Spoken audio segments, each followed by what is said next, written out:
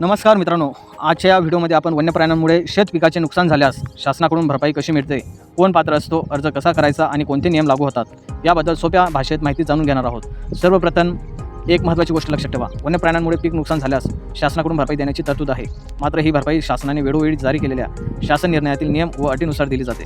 पीक नुकसान झाल्यानंतर शक्य तितक्या लवकर संबंधित वन परिक्षेत्र अधिकारी किंवा जवळच्या वन कार्यालयाला माहिती द्यावी। त्यानंतर वन विभागाचे अधिकारी प्रत्यक्ष शेतात येऊन पंचनामा करतात। या पंचनाम्याद्वारे नुकसानाचे मूल्यांकन केले जाते।